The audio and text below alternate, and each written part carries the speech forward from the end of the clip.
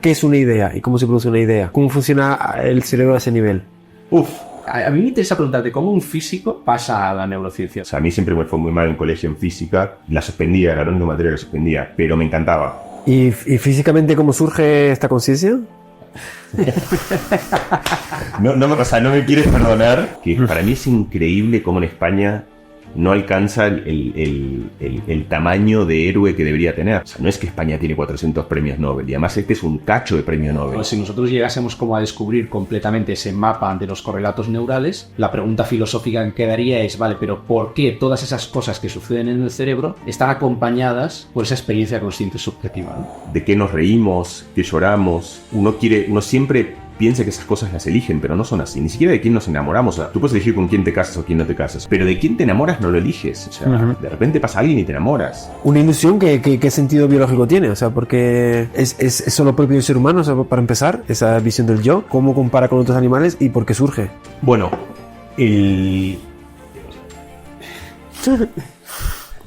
Gracias. Por el amor de Higgs. Hola amigos y amigas, bienvenidos a otro capítulo de Por el amor de Higgs. ¡Estamos de vuelta! ¡Ah! Después de ese parón por esa incidencia que Enrique no sabe estarse quieto con sus cosas. Creo que se puso a juguetear y mira, aquí lo tenemos. Le ponía cachondo, ¿qué es lo que te ponía cachondo? El materialismo, no. Vale, igual. El caso es que estamos aquí de vuelta, otro capítulo de Por el amor de Higgs. En este caso con un formato diferente porque va a ser con un invitado con el que vamos a dialogar de temas relativos a la mente. Y bueno, para no desvelar más e ir directos al punto, les presento que tenemos con nosotros a Mariano Sigman. ¿Qué tal? ¿Cómo estás? Pues muy bien, muy bien. Pues Mariano Sigman va a estar peloteando aquí temas diferentes. Él es físico con especialidad en neurociencia, ¿verdad? Investigación en neurociencia. Cuéntanos un poquito más sobre... Soy físico como tú, en una época en la que la neurociencia no existía ni siquiera como campo en realidad. O sea, no se puede estudiar y además... Y tampoco era glamurosa en ese momento como lo es ahora. O sea, tú ibas a una fiesta y decías que eres neurocientífico y la gente se te iba alejando de a poco pensando que ibas a ser una especie de Frankenstein que ibas a a embullirte ahí en sus entrañas cerebrales. No había, yo he vivido en distintos lugares, pero estudié en Argentina y en Argentina no había forma de hacer lo que yo quería. Me fui a Estados Unidos, a un sitio muy emblemático, donde había un centro de física y biología. Y ese fue mi puente para empezar a estudiar en el laboratorio del que entonces era un premio Nobel, se llamaba Thorsten Wiesel, que había, entonces sí sigue siendo un premio Nobel. Y ahí empecé, de a poco a sumergirme primero literalmente en las entrañas del cerebro, o sea, registrando neuronas, viendo cómo el código neuronal eventualmente se correspondía con ciertos elementos de la percepción y de la visión. Y progresivamente me fueron interesando más asuntos, diría, de la mente y del pensamiento que del cerebro mismo. Uh-huh. O sea, me interesó más pensar el plano de las ideas que el plano de la biofísica, de cómo se constituyen las ideas. Y entonces fui en una deriva progresiva que sí hasta ahora, en la que creo que he ido yendo desde la física a la neurociencia y luego eventualmente terminando casi como lindando, sin pretender serlo, pero con asuntos de la filosofía, de la cultura, de la educación, de los menesteres de cada uno de nosotros. Eso sigo. Metido en líos, ¿no? 30 años, sí, al final llega siempre como al deseo y a través del adiós, supongo que no hay nada en el medio. Me encanta porque es una combinación de saberes muy apropiada para este canal, sí. Porque aquí intentamos precisamente jugar con todo eso, ¿no? Los límites de la ciencia, con conocimientos limítrofes. Y aquí tenemos a Enric, que va a estar también haciendo ese contrapunto filosófico. ¿Qué tal, Enrique? ¿Cómo estás? Muy bien, Javi. Muchas gracias por preguntarlo. Nadie me lo pregunta nunca. Pues muy bien. A mí me interesa preguntarte cómo un físico pasa a la neurociencia. O sea, ¿qué es lo que...? En realidad es al revés. Como te digo, en esa época primero no puedes estudiar neurociencia. Claro. O sea, que si querías estudiar y luego la neurociencia es un campo... En última instancia, primero la neurociencia etimológicamente es la ciencia de las neuronas. Luego se usa de manera muy difusa para referirse al estudio en general de lo que las neuronas producen, que es el pensamiento. Entonces, cuando tú ves en general en los medios neurocientíficos y eso, en general raramente están hablando sobre la ciencia de las neuronas, sino que lo que están hablando es de psicología experimental. Lo que pasa es que como la neurociencia tiene mejor marketing que la psicología, la gente se presenta como neurociencia y no como psicólogos. Yo hice mi postdoctorado en París de un neurocientífico muy emblemático que se llama Stanislas Dehaene. Nadie sabe cómo se pronuncia, se escribe Dehaene, D-E-H-A-E-N-E. Ganó el Brain Prize, o sea, si eliges como 5 neurocientíficos en el mundo, él es uno de ellos. Y él le dieron, hay un sitio en Francia que es el Collège de France, que está justo enfrente del Panteón, que es donde mueren como las grandes personas, y entonces es como el último eslabón antes de que cruzas. Y en gente te dan cuando eres muy grande, es una especie de estos premios honorarios que llegan tarde en la vida. Este fue el profesor más joven, se lo dieron como, no sé, con 35, 40 años, fue profesor del Collège de France. Y contaba esto porque cuando él eligió, tienes que elegir una cátedra, una chair en inglés, una silla, ¿sabes? Como la silla que vas a ocupar. Y él eligió un poco provocativamente llamarla no de neurociencias, sino de psicología experimental, tratando de genuinamente honrar que en última instancia, y en eso yo coincido, lo que a él le interesa es el entender el pensamiento humano, los sentimientos, entender ese ente abstracto, un poco difícil de definir, que es lo que genéricamente llamamos la mente. Entonces yo no diría que yo pase de la física a la neurociencia, sino que a mí siempre me interesó eso. Claro. Yo soy, creo, como un poco creo que aquí es común, de estas divisiones tan categóricas entre, ¿sabes?, humanidades y la ciencia. Yo nunca, no es que no he adscrito, es que no las he entendido. O sea, porque en mi propio fuero interno, la matemática, con lo humano, con un abordaje analítico y experimental, y con una curiosidad científica, no era solo asunto de las estrellas y de la materia, sino también de nuestra propia experiencia. Entonces, de ahí venía yo. Y en todo caso, la pregunta es por qué estudié física, si quería hacer eso. Más que por qué me fui de la física. Y creo que porque pensé, como muchos, que la física lo que me daba era un lenguaje, una herramienta, una forma de pensar, una capacidad de, para mí sobre todo, de generar abstracciones, de generar modelos sobre las cosas. Y además porque me gustaba. O sea, a mí siempre me fue muy mal en colegio en física. La suspendía, era la única materia que suspendía. Pero me encantaba. Y entonces me puse a estudiar física porque era lo que me gustaba y porque igual como no había ningún camino directo a la neurociencia, elegí eso.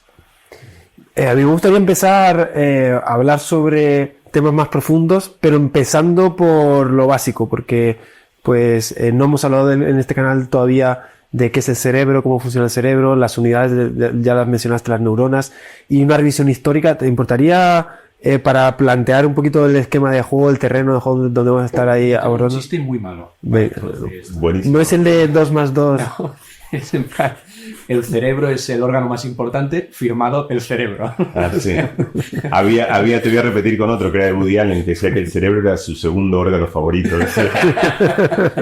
¿Cuál debería de ser el primero? Sí, eso nadie, que no es un órgano, bueno, en fin, ahí entramos en detalles un poco. En fin, pero a ver, o sea, yo aclaro, o sea, sabes de esto, poco que he dicho aquí, que soy físico, pero me interesa tanto, no es tanto el tejido cerebral, sino más como en el plano de las ideas. O sea, que definitivamente no soy una persona bien versada, por más de que sea neurocientífico, en la historia anatómica del cerebro. Aclarado eso, que creo que es importante, diré lo que conozco y lo que sé, que creo que igual sé más, digamos, que la mayoría de la gente. Lo primero interesante del cerebro es, primero hay una idea que es como una historia larga de una mirada humana hacia del misterio de dónde reside lo que somos, ¿no? El amor, el sentimiento de la amistad, el sentimiento de ser. Y eso ha ido cambiando en la historia del conocimiento humano. Muchas veces el corazón, digamos, o sea, el corazón parecía ser el sitio en el cual residía el alma, en el cual residían los sentimientos, otros órganos vitales, y en algún momento de la modernidad apareció esta idea que tiene cierto asidero, de que mucho de lo que después resulta en aquello que somos se constituye en el cerebro. Y eso es bastante evidente porque cuando el cerebro deja de funcionar, uno deja de ser. Cuando el cerebro cambia, por ejemplo, de noche, cuando cambia toda su química, la experiencia mental cambia completamente, o cuando, por ejemplo, a través de una molécula que interfiere en el cerebro como una anestesia, toda tu experiencia se desvanece. Entonces, hoy tenemos como un montón de evidencia que muestra que hay una relación causal bastante natural entre algo que ocurre en el cerebro y algo que nosotros luego reconocemos como el sustrato de nuestra propia experiencia mental, ¿no? Y entonces, luego, otra vez, en estos, un poco como ha sido la historia de todas las disciplinas, uno mira como un poco con candidez y con inocencia a los primeros fundadores de los que trataban de entender eso, y han habido como enormes errores históricos, ¿no? Por ejemplo, hay un lugar en el cerebro que es la glándula pineal, donde la gente pensaba que residía el alma. Descartes Defendía mucho eso, porque luego, por ejemplo, hay ciertas zonas que tienen como propiedades anatómicas muy particulares. Había una idea de que el cerebro tiene como dos enormes cavidades de líquido, que son enormes, que se llaman los ventrículos, ¿no? Que están como metidos y que son básicamente como que tienen un montón de funciones, pero una de ellas es simplemente regular la temperatura y la homeostasis del cerebro. Durante mucho tiempo se pensó que en esa liquidez de un medio, son como esas ideas intuitivas, ¿no? Como que ahí residía también la liquidez del alma, ¿no? Entonces como que estaba guardado en ese tejido, y hemos ido como haciendo progresivas aproximaciones a tratar de entender, primero así, como viendo como en la estructura de la diferencia de tejidos del cerebro, cómo eso luego resulta en su capacidad funcional que hace que seamos lo que somos. Un hito histórico enorme, y además bello y bonito, y que no podemos esquivar aquí por donde estamos, es cuando Golgi y el científico italiano que había desarrollado un método de tinción. Parte del problema del cerebro, como pasa también en el estudio del cielo, de las moléculas, es que al principio era muy difícil de verlo, porque el cerebro, cuando tú lo abres, se ve como un gris rosáceo uniforme y es muy difícil ver su estructura. Y entonces había gente que lo que desarrollaba, como ha pasado en la historia de la óptica, de la fotografía, es que la gente ha ido mejorando nuestra capacidad de observar ese tejido.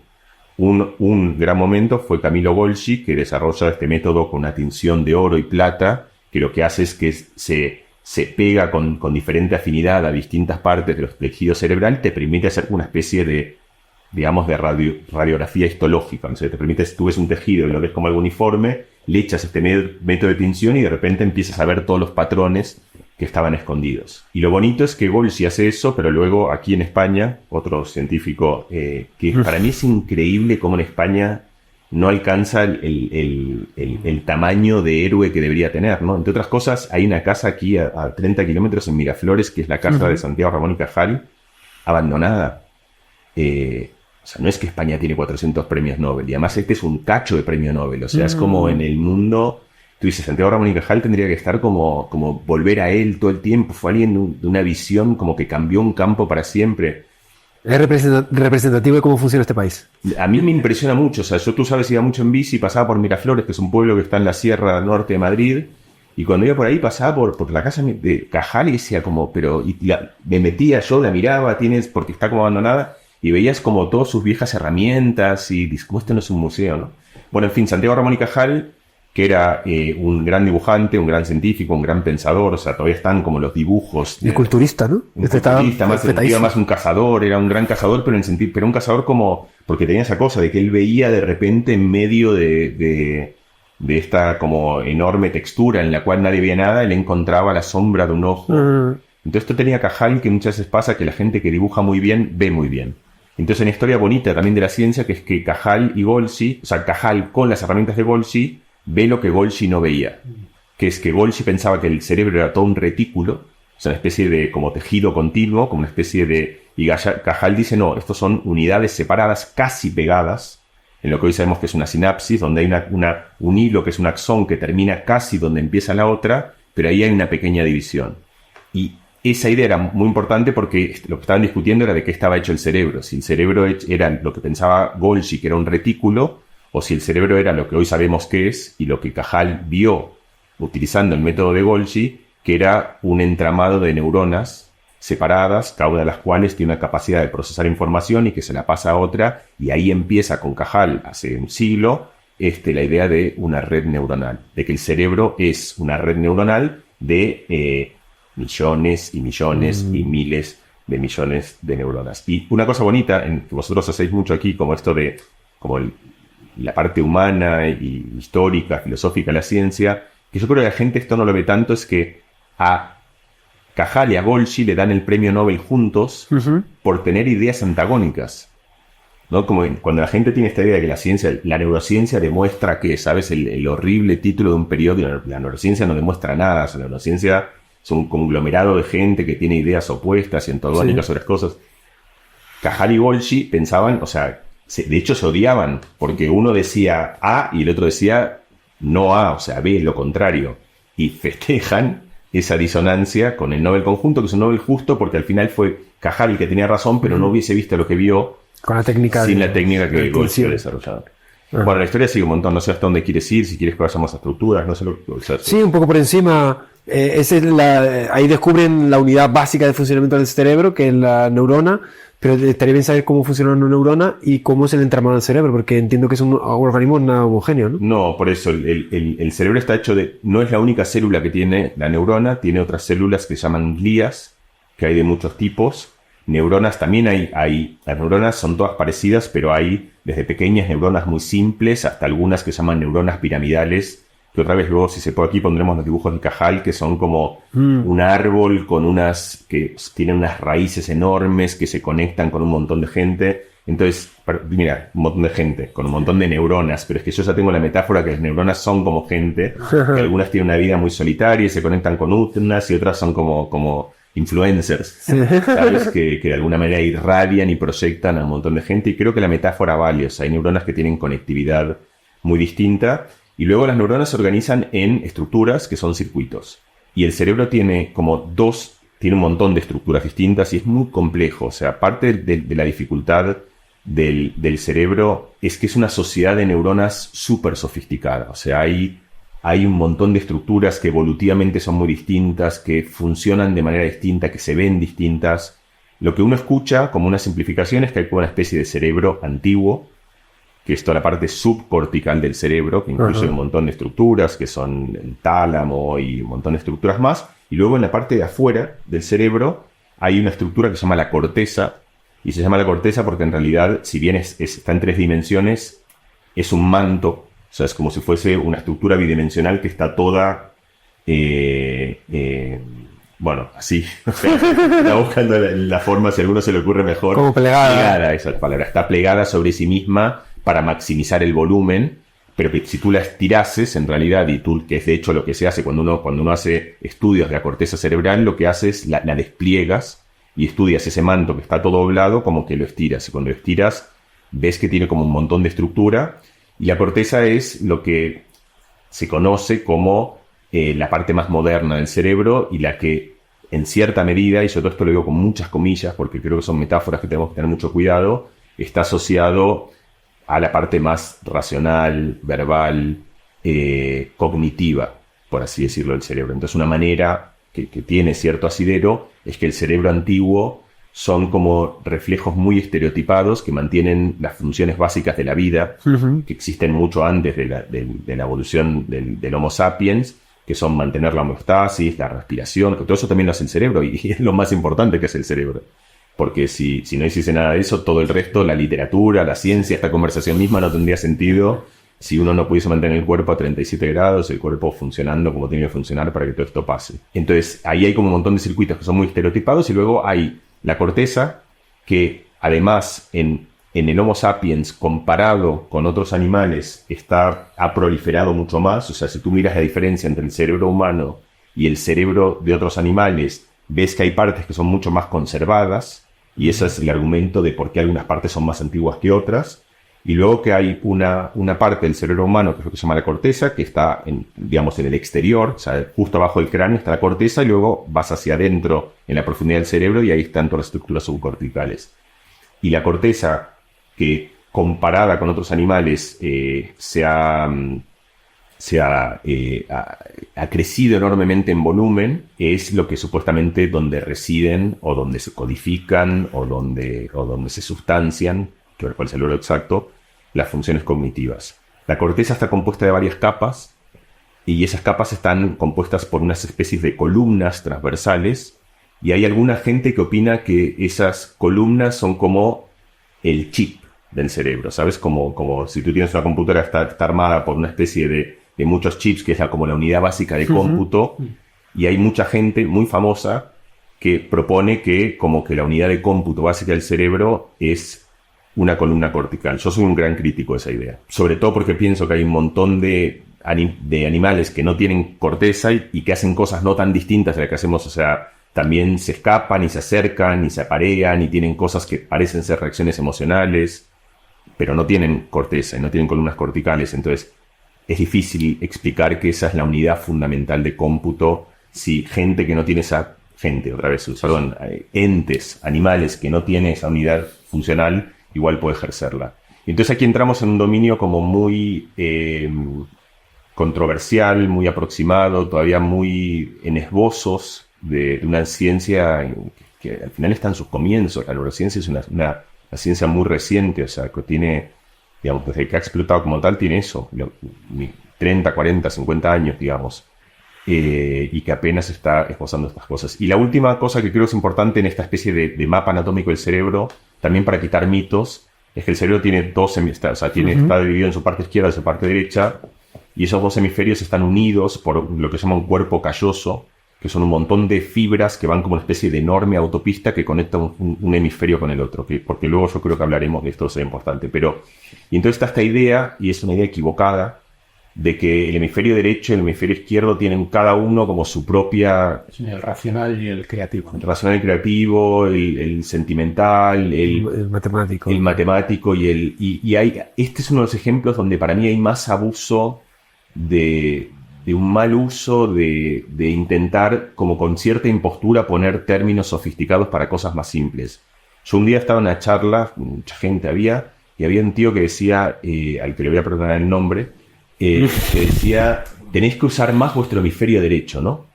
Que es una cosa que se dice mucho, ¿no? Entonces, yo que nunca, ¿sabes? Yo nunca me peleo, o sea, soy como una persona al revés, como que pero tampoco se me peleé, pero al final le pregunté con curiosidad y le digo, bueno, vale, perfecto, lo acepto, pero ¿cómo hago para usar mi hemisferio derecho? ¿Qué hago? O sea, tiro así como para que la sangre baje de ese lado, o sea, yo sé levantar mi mano, sé hablar, pero no sé usar mi hemisferio, o sea, no sé cómo hacer para que mi hemisferio... Entonces el tipo dice, no, bueno, lo que tienes es que dibujar, que hacer poesía. Y digo, ¿y por qué no me dices eso entonces? Que eso sí, o sea, ¿para qué me pones una metáfora de algo que es una especie de representación de algo de alto nivel, de algo más? Si lo que tengo es que dibujar y ser creativo, dime, no, perfecto, vale, yo lo hago. Y entonces eso además no es cierto. O sea, no es verdad que el hemisferio derecho sea el sentimental o el intuitivo y que el hemisferio izquierdo sea el racional, el numérico, el matemático. Como no es cierto, y eso ha sido uno de los grandes descubrimientos de la neurociencia, esta idea de la frenología, que fue como la primera intuición de acercamiento al cerebro, que están estos mapas también medio famosos con distintas funciones,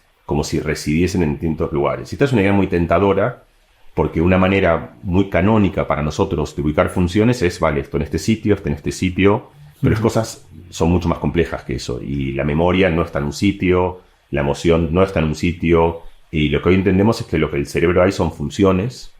Esas funciones raramente están tan localizadas, a veces sí. Por ejemplo, hay un área que es el área de Broca, que está aquí en la parte frontal izquierda del cerebro, que definitivamente es un área muy relevante para la articulación del lenguaje, no para la comprensión, pero sí para producir lenguaje. O sea, cuando tú tienes, por ejemplo, una palabra en la punta de la lengua, que la sabes, pero que no llegas a articularla, o el caso extremo de eso, que es una persona que tiene una afasia, es una persona que entiende el lenguaje, pero no puede producirlo, típicamente tiene lesiones en esta región, que es la región de Broca. Entonces, hay alguna especialidad funcional, hay ciertas regiones del cerebro y de la corteza que cumplen algunas funciones más que otras, pero en general está todo holgadamente distribuido. Y esa idea tentadora y seductora de decir, aquí está la memoria, aquí la ilusión, aquí la intuición, aquí la creatividad, el cerebro no funciona de esa manera. Me quedo con que el cerebro es mucho más enigmático y más misterioso de lo que la gente de la calle se puede imaginar, pero tengo la curiosidad de saber, ahora del tema de las neuronas, qué es una idea y cómo se produce una idea. ¿Cómo funciona el cerebro a ese nivel? O cómo procesa el ser humano la información. Eso es más fácil. Luego una idea por eso. Cómo procesa la información. El ejemplo más estudiado es el del sistema visual. Uh-huh. Y es interesante cómo fuimos entendiendo cómo la procesa. Entonces, la primera idea es que el cerebro, y esto se parece muchísimo a luego cómo se ha implementado el conocimiento en inteligencias artificiales, que es que la corteza humana está, y esto sí se sabe, organizada en una serie de capas. Y esta es una idea como simple pero poco contada y muy importante. Está bueno que preguntes esto, porque, por ejemplo, cuando tú abres los ojos te entra luz, la luz entra por la retina. Y en la retina hay células que procesan esa información y hacen un montón de cosas con esa información que son muy sofisticadas. Por ejemplo, normalizan, o sea, lo que hacen es lo primero es miden más o menos cuánta luz hay y muy rápido dividen cuánto reaccionan de acuerdo a la cantidad de luz que ha entrado. ¿Por qué eso es importante? Porque cuando tú sacas una foto sabes que hay mucha luz, hay una parte que está quemada, hay una parte... ¿Por qué a nosotros no nos pasa eso? Porque la retina tiene lo que se llama un filtro adaptativo. Que ya lo primero que hace es como trata de decir, bueno, me ubico en el rango en el cual estoy para poder ser lo máximamente sensible. Entonces, si tengo una cantidad enorme de luz, lo primero que hago es divido todo eso para estar en el rango dinámico máximo. Y hace como ese primer filtrado. Luego esa información se la pasa, esta es la idea clave, a otro lugar que está en el centro del cerebro que se llama el núcleo geniculado lateral. Las siglas en inglés son LGN, Lateral Geniculate Nuclei. Y eso lo que hace es como que cuando tú ves una imagen hay como cosas que son importantes, ¿no? Y otras que son, por ejemplo, si hay una parte de la pared que estamos viendo aquí es toda blanca, eso no importa mucho. Lo que importa son como los bordes, dónde está la ventana, el cartel ese. Esos son como los sitios que tienen máxima información. No, yo te miro a ti y no estoy viendo como toda la frente, veo los ojos, la nariz, hay como algunas partes de tu imagen, o de una imagen que uno ve.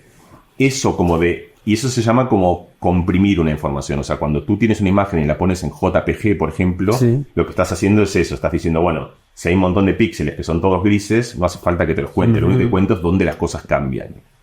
Entonces ahí ves como que el cerebro lo primero que hace con la información es como ponerla en un buen formato. Y eso lo hace en distintas capas. Y esto que pasa en la visión también pasa en el dominio de las palabras, en el dominio de la audición. Luego de eso, el cerebro lo que intenta hacer, o lo que hace es un proceso de inferencia en el cual tiene que empezar a ya no solo a detectar, sino a construir. O sea, aquí hay una cara, aquí hay ojos, aquí hay una persona triste. Y eso lo va haciendo identificando estructuras. Por ejemplo, identificas los ojos, ¿no? Y luego, una vez que has identificado los ojos, ves que los ojos están un poco inclinados, están para arriba, están para algún lado. Y entonces, lo que ves es que el cerebro funciona como una serie de capas en la cual cada una hace un trabajo y le pasa a la siguiente su resultado, que ya no ve la realidad, sino que ve la realidad filtrada por la capa anterior. Y sobre esa información hace un nuevo trabajo y la nueva hace un nuevo trabajo. Una cadena de montaje. Como una cadena de montaje. Y el cerebro, y esta idea muy simple, ha sido lo que luego ha sido la explosión de la inteligencia artificial, que es la idea de el problema de la visión es un problema muy difícil, pero si tú lo divides en 20 problemas, donde cada uno hace algo y luego ese insumo se lo pasa al siguiente, al siguiente, al siguiente, al siguiente, al siguiente, lo que estás haciendo es estás factorizando un problema en problemas que para cada capa son accesibles. Y el cerebro lo que tiene es que tiene una cantidad de capas bestiales. Hay otra cosa muy importante pensar del cerebro, que es otra cosa que pasa con el universo, pasa con la historia de la vida, es que antes decíamos tiene neuronas, pero tiene miles de millones de neuronas. Y en el momento que tú pasas de 100 neuronas, o 1000, o 10.000, o 100.000, a miles de millones, hay una transición de fase, o sea, hay un cambio cualitativo que viene de algo que es como cuantitativo, o sea, que es como... Por ejemplo, si tú piensas en el análogo de eso para mí, que es esta idea de la gran idea de Darwin, ¿no? Darwin veía y decía, bueno, ¿cómo puede ser que haya esta diversidad de especies de cosas, organismos microscópicos, otros que están 3.000 metros abajo del mar, otros que vuelan, otros que hablan, otros que tienen cuellos largos, otros que tienen rayas blancas y negras, 700.000 formas distintas de pájaros y tortugas? Lo que Darwin dice, bueno, es muy simple. Lo que haces es, o sea, mutas, o sea, cambias y seleccionas, mutas y seleccionas, mutas y seleccionas. Pero esa idea tan simple en la escala geológica, que es inimaginable para nosotros, donde no es que lo haces una vez, ni 10, ni 100, sino millones y millones, empieza a dar cosas que son muy sorprendentes desde un mecanismo muy simple. Y aquí en el cerebro tienes algo también parecido, que es que esta idea, que es una idea como muy naif, es una idea de procesar información, en la que dices, bueno, yo hago mi trabajo, se lo paso al siguiente, yo hago mi trabajo, se lo paso al siguiente, el siguiente, y dices, bueno, esto es muy simple. ¿Cómo puede ser que de eso vengan como las ideas de Einstein y los poemas de Borges y las canciones del Canto el Loco, lo que sea, no sé, da igual, o sea, como los...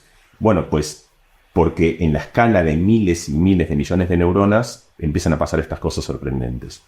Entonces, esta es la primera idea de cómo se procesa información, pero siendo lo que decías tú de cómo se produce una idea, y fue como la neurociencia, te diría, hasta que llegué yo. No porque lo haya cambiado yo, sino como... O sea, hasta los 90 ese era como el dogma de la neurociencia. Y ahí viene como una especie de pequeña revolución kuhniana, o sea, de hecho, es interesante que los mismos que habían hecho esta idea empiezan como ellos mismos a ver que había un problema, que es que la información no va solo lo que en inglés se llama bottom-up, o sea, de abajo hacia arriba, de la retina al núcleo geniculado, y de ahí a los ojos, y de combinar ojos para formar una cara, y de combinar la cara para ver que esta es la cara de Enrico, de Javi, y de eso a ver que es tu cara, pero además a lo mejor atenta, o distraída, o triste, o melancólica, sino que todo esto también funciona al revés. Y el ejemplo más elocuente de eso es, de hecho, la noche. O sea, cuando tú cierras los ojos y sueñas, que de hecho es una manera de producir una idea, es una idea visual, pero tu cerebro de repente de la nada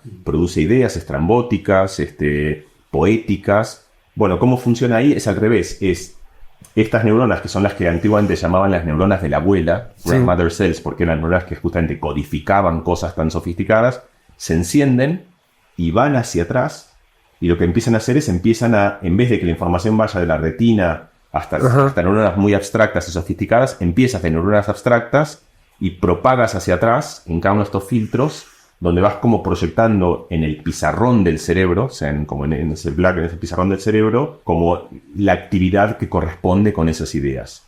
Y dicho sea de paso, esto mismo es lo que pasa con las redes generativas. O sea, cuando tú ves una red artificial que no codifica información, sino que produce, como Midjourney produciendo una imagen, o como GPT, lo que tienes es que esa misma red que codifica información la hace funcionar al revés. Lo que haces es activas las neuronas, en este caso artificiales, que producen la idea de un gato, y van hacia atrás, eventualmente generan instancias distintas de eso. Entonces ahí tienes como una idea que, otra vez simplificada, pero el cerebro tiene un modo perceptual, sensorial, en el que codifica información. Como jerárquico, ¿no? Jerárquico, pero puedes dar vuelta a esa jerarquía y empezar desde arriba de la jerarquía hacia abajo, que es lo que pasa en los sueños, pero es lo que pasa en general también en las ideas y en muchas instancias de la Se da a la vez, ¿no? Continuamente hay procesos de ida y vuelta.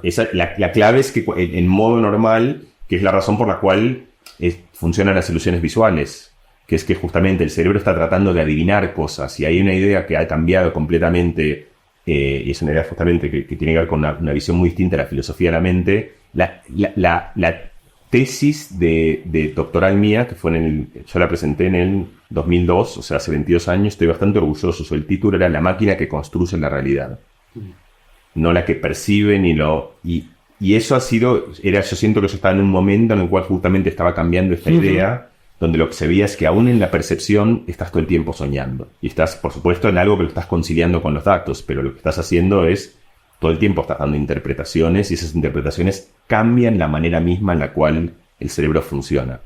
Y esos son, si lo piensas en la escala cognitiva, lo que hoy conocemos como los sesgos. O sea, tú piensas algo de alguien, y en el momento que piensas algo de alguien, la manera en la cual lo observas ya no es la misma. Porque empiezas a identificar información que es la que es consistente con y entonces empiezas a armar tu propio relato. Y ahí ves cómo este mecanismo cerebral que estamos diciendo del cerebro que como que sueña de día, empieza a resultar en lo que vemos hoy todos, que es que cada uno tiene la idea que quiera, porque tú encuentras información que te permite como sostener que este tiene razón, o que este está equivocado, que el otro tiene razón, porque lo que vas haciendo es vas generando hipótesis o ideas bayesianas sobre las cosas, y luego lo que vas haciendo es buscando deliberadamente información que es coherente con la tesis que tú acabas de hacer. Eso no es solo del dominio de las ideas, sino que empieza mucho antes. Así funciona el cerebro en su modo de percepción. ¿Pero quién hace eso? O sea, ¿quién es el que dirige esa orquesta? Bueno, vale, o sea, no porque de alguna forma estás hablando, lo has personificado el cerebro, has dicho el cerebro, entonces, de alguna forma, se decide, se elige, hay una teleología. Bueno, ahí por eso hay. El cerebro está bien, es buena. O sea, el cerebro es un órgano que tiene esa manera de funcionar.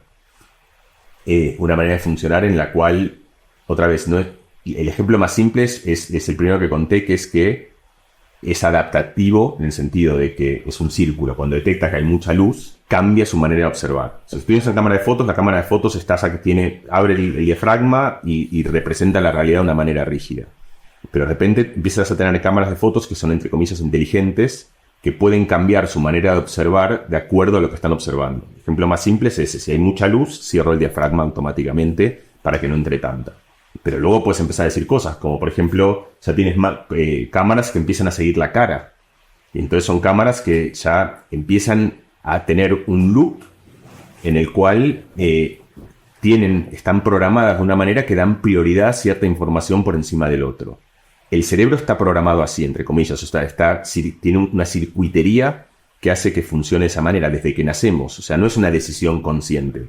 que los ojos se vayan más a otros ojos, más que a un fondo blanco, o que uno reaccione más frente a algunas cosas que otras, empiezan en algo que empieza desde el día que nacemos. O sea, que no es que tú tomas la decisión consciente de prestarle atención a algo.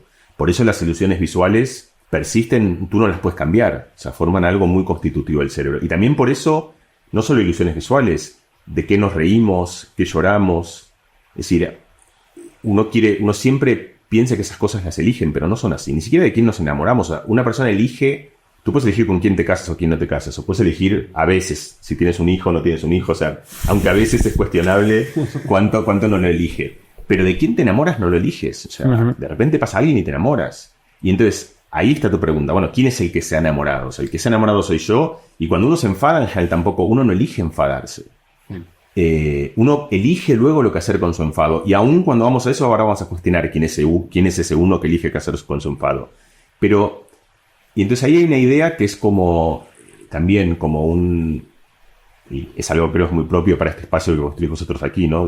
Por el amor de Higgs, que es que quizá nosotros somos mucho menos protagonistas de muchas cosas que nos agenciamos, ¿no?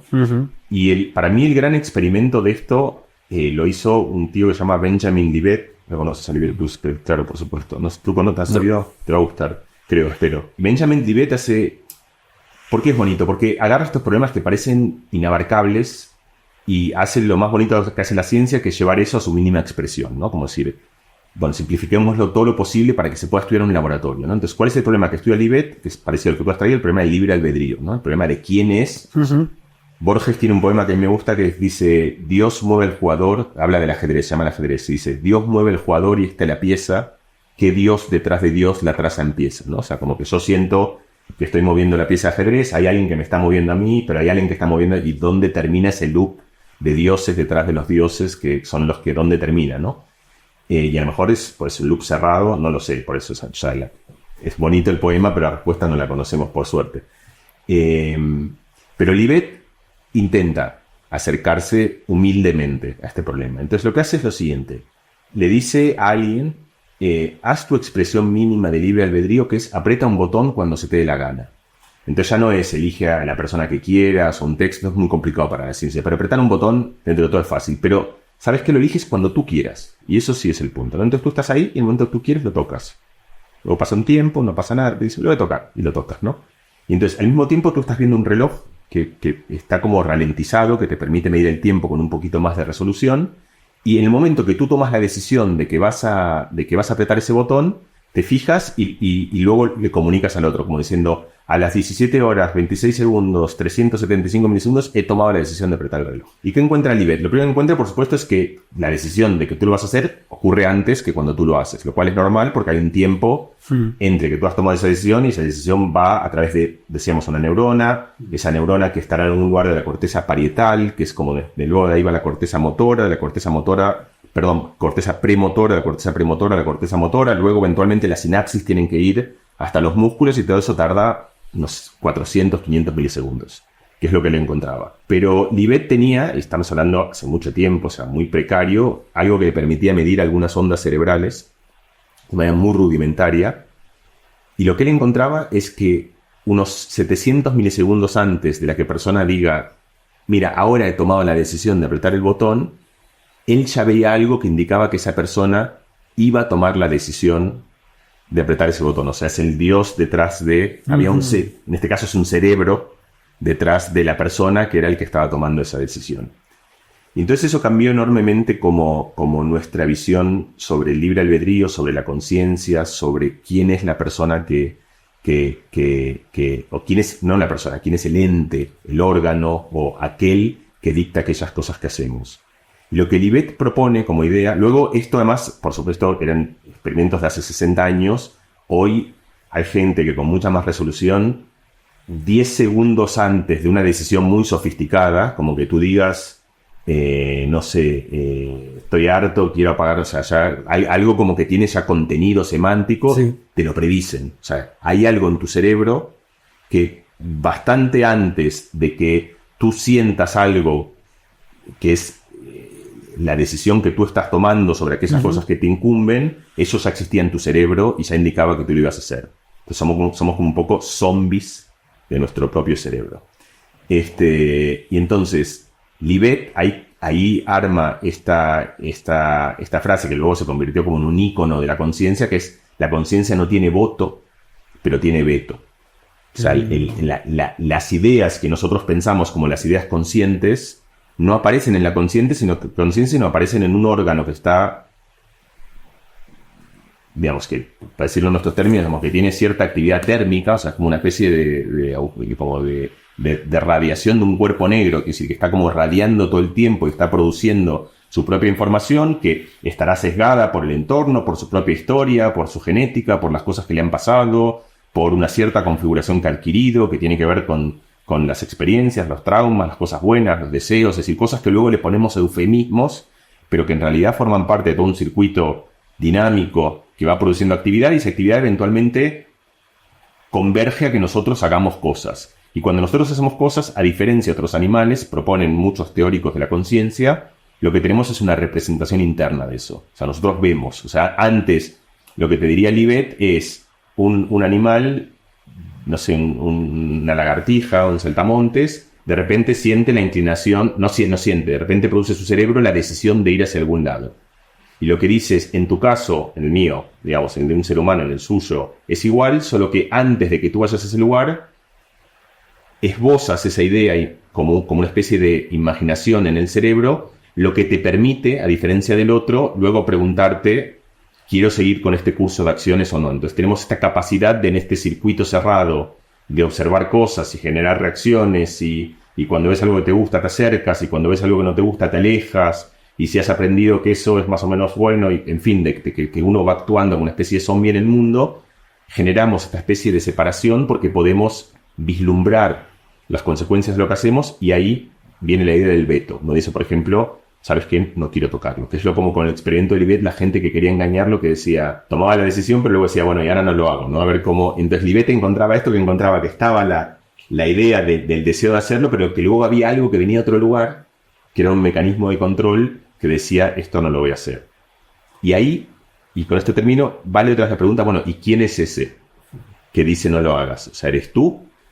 Y ahí entramos en el gran lío de la neurociencia, o sea, de un lugar donde es un territorio de enorme oscuridad, donde yo te puedo decir mi opinión, el disenso, pero creo que cualquiera que diga tenemos una solución para esto, miente, porque no la tenemos. Son esos lugares como que yo te pregunte, bueno, ¿qué hay del otro lado del Big Bang? O sea, estamos en una zona, o incluso que hay, no sé, en los primeros, no sé, 270 milisegundos del Big Bang, o sea, tenemos una idea, pero es una idea bastante aproximada, tenue, que nos satisface como explicación y que no ha sido refutada y que tienen unas predicciones que más o menos parecen ser consistentes, pero estamos hablando de un dominio de enormes tinieblas. ¿Te refieres como a lo que llamarías el problema de la conciencia o...?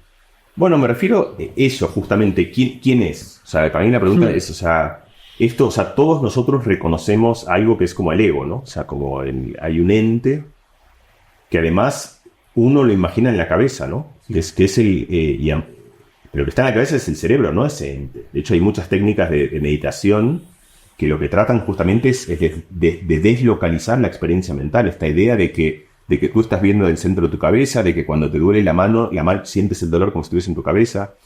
Y entonces, ese ente que aparece, que es como una especie que en mi caso sería Mariano, en el tuyo Enrique, en el tuyo Javi, que es el ego, como un ente bastante coherente, que representa el centro de nuestra propia experiencia. Hay muchas preguntas. La primera es, por ejemplo, ¿eso es algo que es como indivisible de la experiencia humana? La respuesta, para mí bastante clara a eso, es que no. Porque hay muchas situaciones donde ese ego se disuelve y uno no deja de ser persona.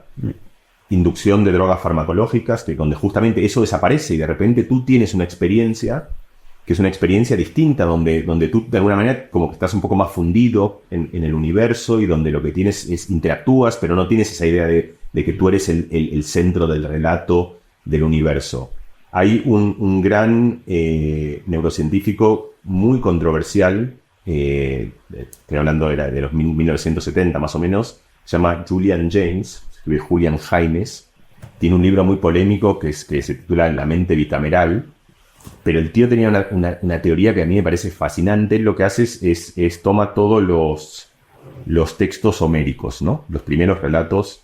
Y entonces ahí en los textos homéricos tú ves que, por ejemplo, que Héctor, ¿no? Cuando va ahí a pelear con Aquiles y él no va porque quiere. Él no dice eso quiero ir. Él lo que lo escucha es Apolo, sí, que le dice, y además Apolo a veces es un dios, pero a veces es su tío, a veces es el amigo. Y si tú lees eso y eres psiquiatra, dices, o sea, este es un esquizofrénico de libro. O sea, es un tío que hace las cosas porque está escuchando, no porque dice, quiero hacerlo, y yo soy el responsable de mis actos, como nosotros decimos en la modernidad, ¿vale? Tú me dices, ¿por qué he venido aquí? Yo te digo, porque quiero. Y no porque me ha pedido Dios que venga, o porque he escuchado voces, y no sé, ¿por qué tú haces tu show de la tusa? Porque quieres, porque te gusta, porque no sientes voces que te dicen, Javi, haz la tusa, porque si no el mundo no va a funcionar. Pero hay experiencias humanas que son muy distintas, de vuelta, temporarias. Alguna gente que por lo que nosotros, entre comillas, llamamos una enfermedad, que es un brote psicótico, esquizofrénica, y lo que propone Julian James, que luego ve esto consistentemente en la Odisea y en la Ilíada, más que, bueno, en realidad en todos lados. Pero luego él empieza a estudiar el origen de la literatura mesopotámica, china, sí, y en todas las literaturas, en lo que se conoce como la era axial, el relato de todos los personajes es de esquizofrénicos del libro. Entonces él dice, esto no era literatura, lo que tenemos ahí es un fósil, así como la radiación cósmica de fondo te da un fósil del universo temprano, estos textos nos dan un fósil del pensamiento temprano. El tío dice, hace 3.000 años el mundo... Claro, la experiencia del hombre antiguo, ¿no? Era un jardín de esquizofrénicos. Y la gente, y era una humanidad muy distinta. Entonces ahora, entonces solo eso, o sea, te da una idea de que lo que damos por sentado sobre cosas muy esenciales de cómo funciona el pensamiento, al final es una convención cultural también. No, cuando digo convención cultural digo no algo en el cual deliberadamente tú dices, pero es un hábito que se ha formado sobre cómo nos enseñamos, cómo nos educamos. Y por ejemplo, una de las ideas de toda esta gente que son Julian James, Karl Jaspers, toda esta gente que son como una mezcla otra vez de filólogos y eso, pero que estudian como la historia del origen del pensamiento, es lo que hace que el pensamiento se parezca bastante al que tenemos hoy, en el cual está esta pregunta que nos hacemos, ¿quién es esa persona, digamos, que a lo mejor Héctor el griego no se lo preguntaba porque él escuchaba cosas y él seguía voces y iba...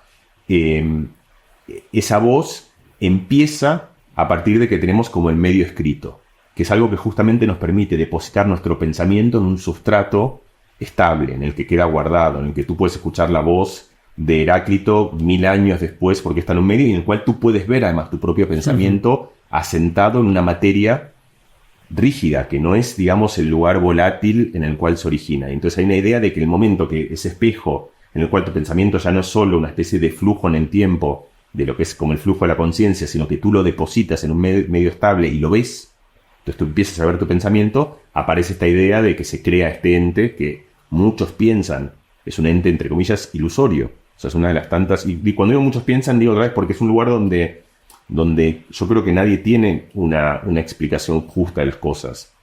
Pero hay una idea que tiene un buen asidero científico, y ni mucho menos demostrada, de que mucho de lo que nosotros percibimos como ese ente que es el que toma las decisiones de esto lo quiero hacer, esto no, esto sí, en realidad es una ilusión de una especie, es como una especie de personaje, ¿no? Es narrativo. Y una demostración bonita, no sé si tú conoces los experimentos del split brain, estos que también son como experimentos increíbles hechos hace 50 años. Antes te acuerdas que hablamos del cuerpo calloso, sí, que conectaba hace mucho tiempo, hace 60 años, algunas epilepsias. Las epilepsias son como procesos justamente, es un proceso de efervescencia donde hay una resonancia del cerebro que entra como fuera de control. Se produce un loop eléctrico que eventualmente resulta en unas descargas descomunales, ¿no?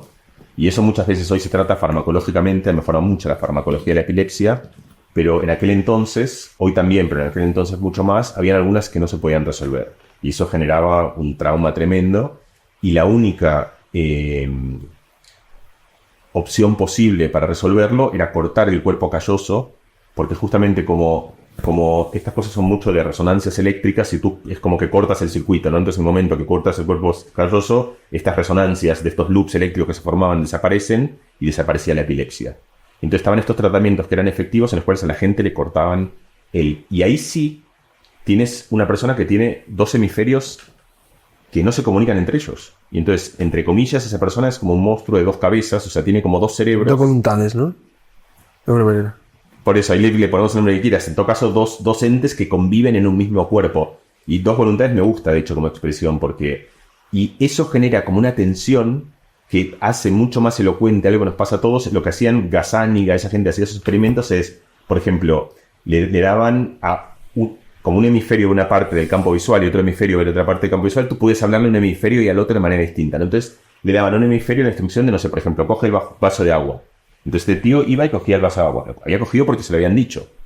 Y entonces le preguntaban al otro hemisferio, vale, ¿por qué has cogido el vaso de agua? La respuesta correcta es porque hay alguien que me lo ha pedido, pero esa respuesta, ese hemisferio no tiene esa información. ¿Qué hace? Se la inventa. Inventa un ente que dice, no, bueno, porque yo sentía que tenía ganas de cogerlo y tenía sed. O sea, empieza a dar explicaciones. A inventarse cosas, ¿no? De hecho. A inventarse cosas que justifiquen y que den una narrativa a aquello que han hecho. Entonces, Gazzaniga proponía, eso pasa todo el tiempo en nuestra experiencia consciente, solo que no somos testigos. Nosotros, en realidad, la razón por la que hacemos las cosas, que al final es lo que decía Freud, porque tenemos pulsiones inconscientes. O sea, la razón por la que tú no sabes realmente por qué haces algo, lo haces. Y luego lo que haces es que tu conciencia empieza como a dar explicaciones y narrativas desde una perspectiva particular, que es la perspectiva de un ego, que quiere algo, que siente algo, es un personaje al que le da una entidad, tiene ciertos miedos, tiene ciertos anhelos, y desde ese lugar empiezas como a crear toda una narrativa que en realidad es solo como una especie de relato artificial de lo que eres un zombie que hace cosas porque hay una especie de cerebro que genera como eso, como loops y que frente a las cosas responde de otras.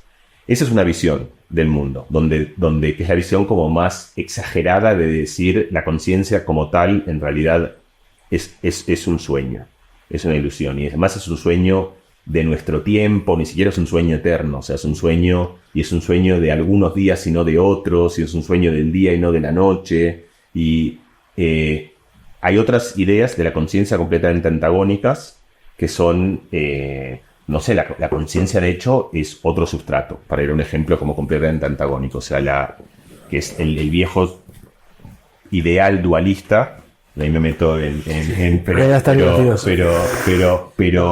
pero muy inevitable de, mira, no hay manera, son los famosos 21 gramos, ¿no? De la película de Iñárritu y de Cuarón, ¿no? O sea, tiene que haber algo que nosotros no conocemos que explique el alma.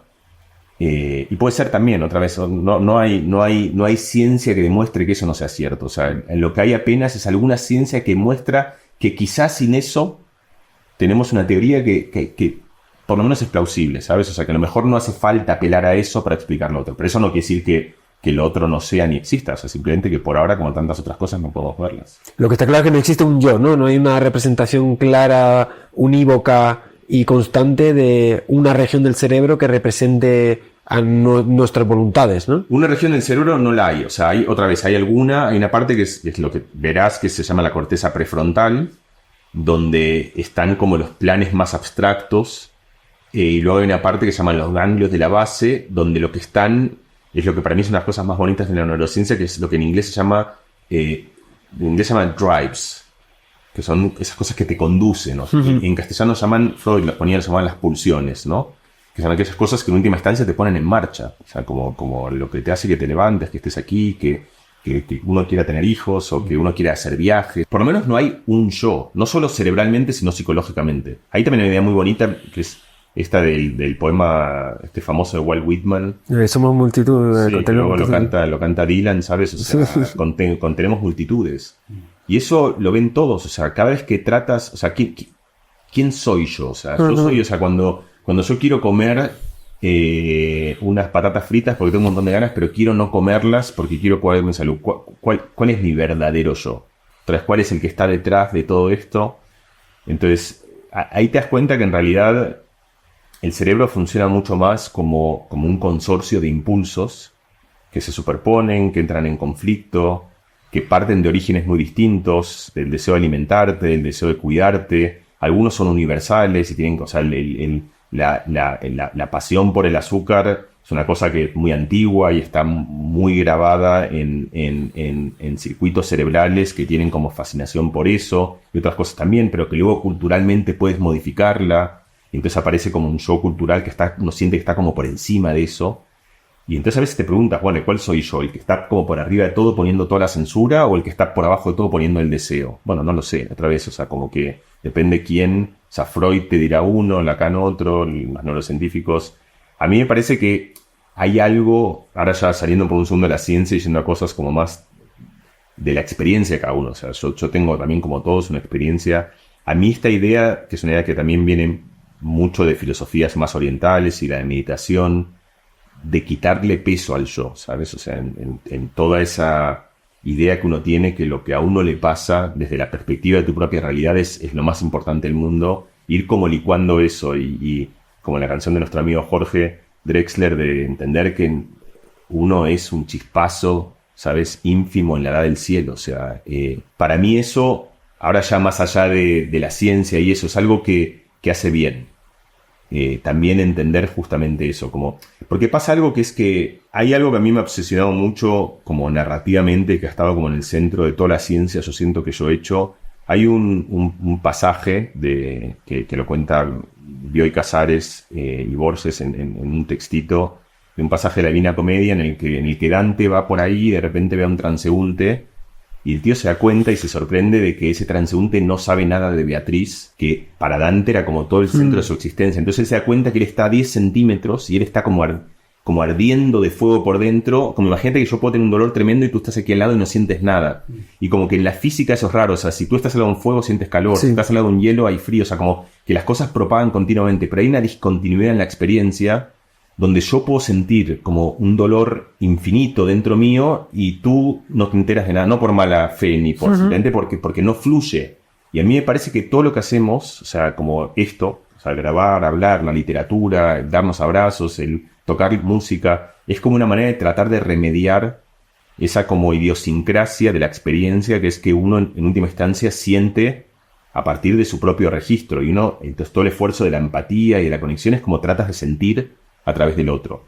Entonces, algo que a mí me parece que va como en línea con esto y que es una idea como muy trabajada en ciertas filosofías, en ciertas psicologías, es esta idea de justamente quitar esa reacción tan visceral que uno tiene desde niño, de sentir que tu dolor es lo único que importa y que tu miedo es lo único que importa y que tu enfado es lo único que importa. Y tratar como de ir quitándole peso a eso en la experiencia del cosmos, ¿sabes? En tu propia representación. Y a mí me parece que justamente hay como ciertas ciencias, que es un poco lo que estamos hablando aquí, que le da lugar a eso. Que te permite decir, vale, en realidad como que yo soy un pelín como esclavo, ¿no? Por así decirlo, de un cerebro que está intentando... Pero no por nada. Cuando yo está intentando, no es como está intentando deliberadamente porque tenga, sino que funciona como un sistema que hace que mi cuerpo intente satisfacer aquellas cosas que me está proponiendo. Esto es como una exageración. Debéis saber, hay como un libro muy famoso, se llama El gen egoísta, que ha sido uno de los libros de divulgación como que era de Dawkins, ¿no? Donde él decía al final, o sea, nuestros genes hacen que nuestro cuerpo, nos hacen que reproduzcamos, que matemos, que, o sea, como que, porque quieren como, y es una idea muy reduccionista y muy, por supuesto, tiene, o sea, pero me parece que es una idea buena para tenerla como idea de tratar de entender nosotros, poder cuestionar a ese yo como diciendo, mira, no eres más que una ilusión, o sea, y yo voy a como tratar de licuar eso porque a lo mejor con eso la vida es mejor. Una ilusión, ¿qué sentido biológico tiene? O sea, porque... ¿Es solo propio del ser humano, o sea, para empezar, esa visión del yo? ¿Cómo compara con otros animales y por qué surge? Bueno,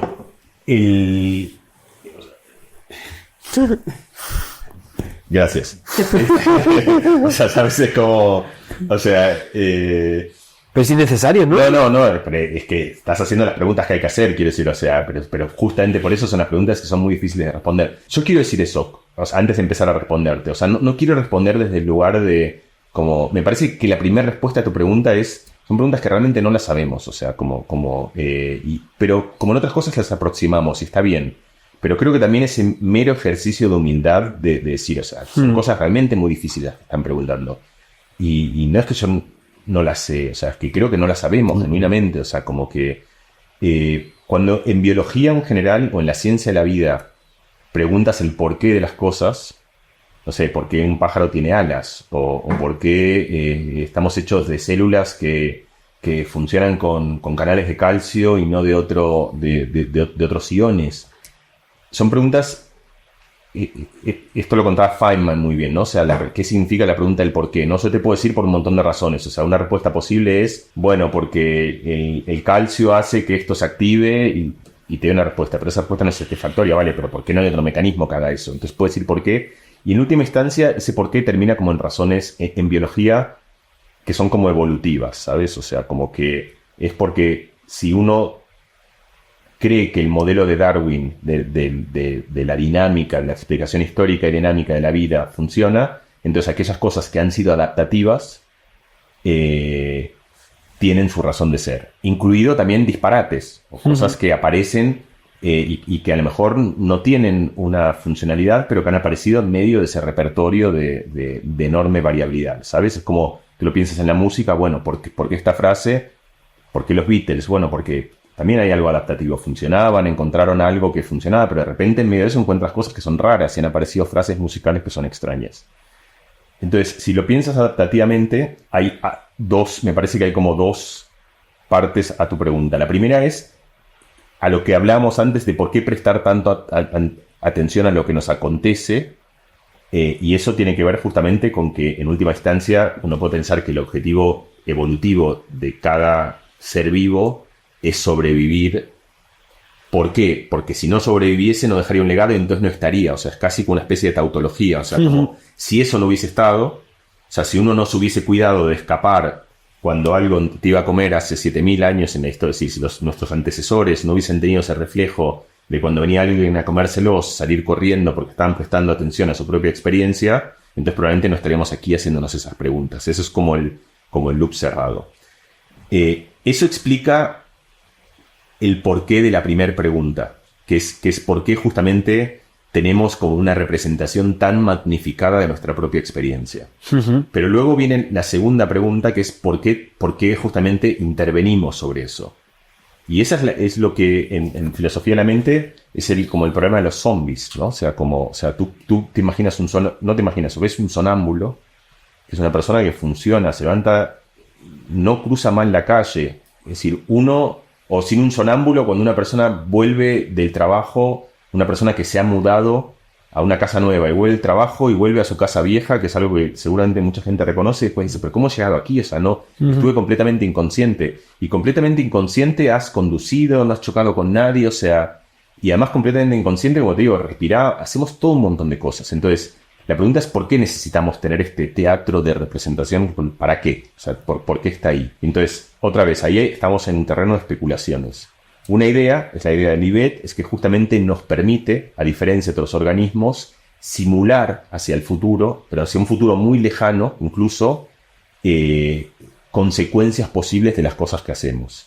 Cuando nosotros hoy estamos aquí pensando, y hacemos bien de pensarlo creo yo, sobre cuáles son las consecuencias de la actividad humana sobre el devenir ecológico del planeta y el clima y el futuro, digamos, nuestra propia injerencia. Ese pensamiento es un pensamiento que una lagartija probablemente no tiene, porque solo viene de poder justamente tener una representación abstracta y mental sobre un teatro en el cual tú tienes esa capacidad de simular hacia el futuro aquellas cosas que uno podría hacer. Y entonces, en la historia de la vida, la gente que estudia esto, que estudia como la evolución de la conciencia, hay como algunas irrupciones, probablemente, otra vez en el terreno especulativo, estén relacionadas. Y dos de ellas, que para mí son bonitas y tienen como una línea narrativa razonable, por lo menos, es la irrupción del juego y la irrupción del sueño.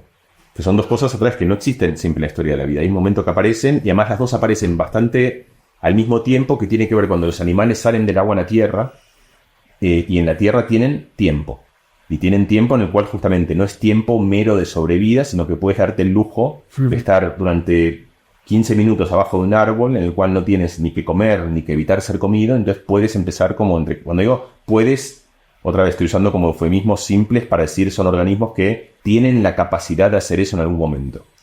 Y lo que se observa empíricamente es que cuando tú ves esos organismos empiezan a hacer cosas que, entre comillas, los separan de la realidad. Y la primera de esas es el juego. O sea, el juego es la primera instancia de que lo piensas como el juego infantil, en el que ¡pum! Te he matado. Pero no te he matado. O sea, eso es una simulación.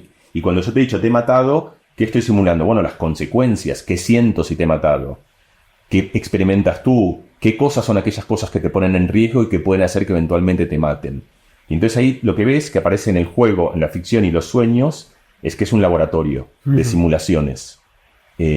Con una especie de, como ya hacemos en ciencia, que es una simulación que te permite hacer una predicción de cosas sin que esas cosas, si no funcionan, tengan las consecuencias que tienen en la vida, que efectivamente te hace tu desveo, te mueres. Entonces, una razón posible, una posible explicación evolutiva de este momento en el cual el pensamiento se desancla de la realidad y crea su propio flujo, es que te permite explorar cosas. Te permite, y eso es como una idea que para mí es como una idea muy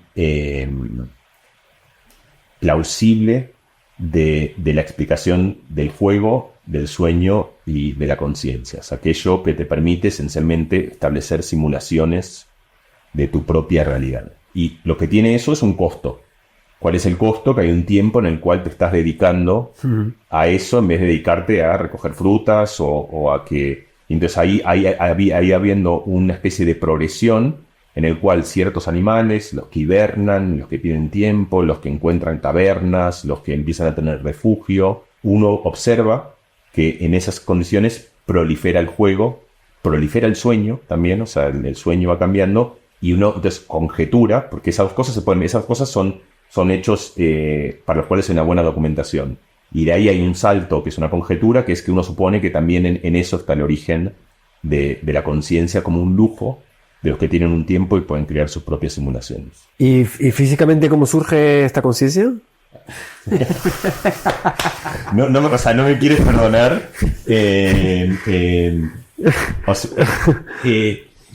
Ahí sí. O sea, la pregunta es como... O sea, que una vez surge la conciencia es útil evolutivamente, eso parece todo muy claro, ¿no? Pero claro, ¿qué es lo que pasa en el momento en el que surge? Sí. Y por qué surge, ¿no? Y entiendo también... A mí me gusta mucho imaginar la graduación en la historia de la humanidad. Bueno, ya has dicho que nuestra conciencia ha cambiado a lo largo de la historia de la propia humanidad, pero entiendo más atrás, los animales, o cómo ellos pueden desarrollar conciencia, o si realmente podemos algún día imaginar que un perro empiece a tener una conciencia evolucionada. O sea, hay un mecanismo físico detrás y cómo funciona, cómo opera. Sí, ahí yo tengo... Bueno, primero, yo creo que un perro tiene una conciencia sofisticada, pero otra vez es un terreno justamente, vamos a hablar de eso de conjeturas en las cuales pueden tener frente a una persona que me diga que no, y creo que ninguno de los dos le puede demostrar fehacientemente quién tiene razón. Porque no planifica el perro.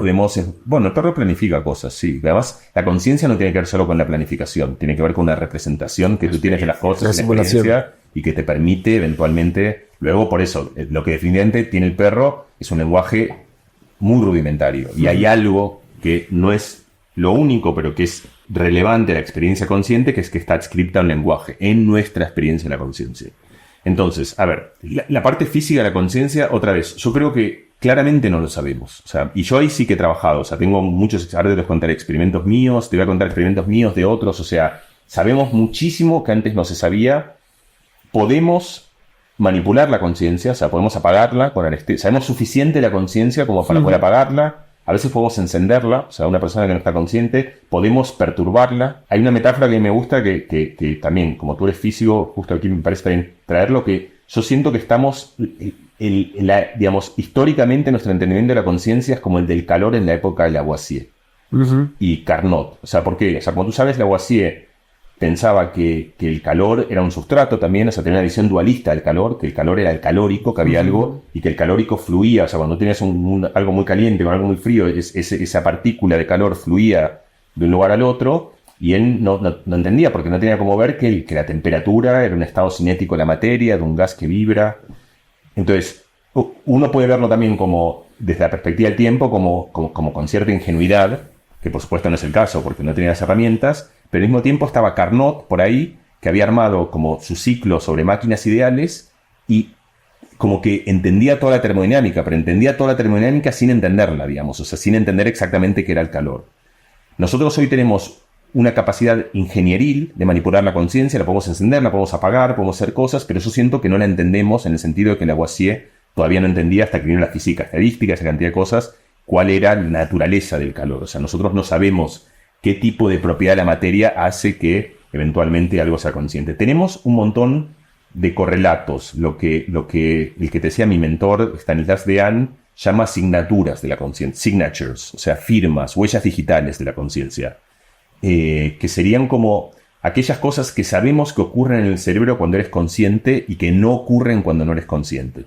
Entonces, el experimento típico, esto lo hizo Stan, y fueron experimentos muy famosos en la neurociencia, eran experimentos en los cuales él trabajaba justo en el umbral de la conciencia. Entonces él, por ejemplo, hacía un experimento en el que te ponía, no sé, por ejemplo, te mostraba un número, muy poco tiempo, como que te diga, no sé, 70 milisegundos, y luego inmediatamente después te lo tapaba con algo, porque si no te lo tapa, el sistema visual tiene inercia y aunque tú lo muestres durante muy poco, sigue reverberando esa información y la recupera. Pero si yo te muestro algo muy rápido y te lo tapo, y te pregunto ¿qué has visto? Tú me dices nada. Y entonces puedo ir como subiendo la intensidad del estímulo, y ahí tú me dices no veo nada, y yo voy como subiendo el gas, como le voy dando más tiempo, hay un momento en el cual tú me dices lo he visto. Entonces yo puedo, y esa diferencia, yo puedo como pararme de un lado y del otro de esa transición de fase, por así decirlo, y preguntar qué es lo que ocurre en tu cerebro en el momento que algo accede a la conciencia. Y lo que encontraba Stan es que mientras ese estímulo es inconsciente, primero tu cerebro lo procesa. O sea, no es que ese estímulo no acceda a tu cerebro. Número 2, también puede condicionar tu comportamiento. O sea, si yo, por ejemplo, te muestro, no sé, un número 3 y tú no lo ves y te digo, bueno, elige un número el que tú quieras, no siempre, pero con mucha más probabilidad que el azar, vas a elegir el número que no has visto, entre comillas, pero que tu cerebro ha codificado, porque ese número está flotando por ahí por tu cerebro. Pero luego la pregunta es, en el momento en el cual, pum, de repente ese número accede a tu conciencia, ¿qué es lo que pasa? Y lo que encuentra Stan es que esa información que iba como por aquí, por la corteza visual del cerebro, y que estaba como relativamente localizada, en el momento en el que ese número es consciente, ¡prum!, irradia a un montón. Primero puedes decirlo, entonces se comunica como con la corteza verbal o motora, la que produce el sonido. También lo guardas en memoria, entonces va al hipocampo, y también es un número que tú puedes usarlo, por ejemplo, para otra cosa, porque a lo mejor ese número es algo que luego querés multiplicarlo por 5, entonces como que se mete dentro, y entonces va a la corteza frontal, que es el sitio donde como que tú asimilas información, esa información la concatenas con otro, y entonces lo que se crea es lo que están, y fue una de las teorías como bastante influyentes, creo, en la modernidad sobre la conciencia, lo que él llama ese espacio de trabajo, workspace, en el cual hay como 500 milisegundos en los cuales esa información está en un protocolo en el cual es disponible, como que toma por asalto todo el cerebro.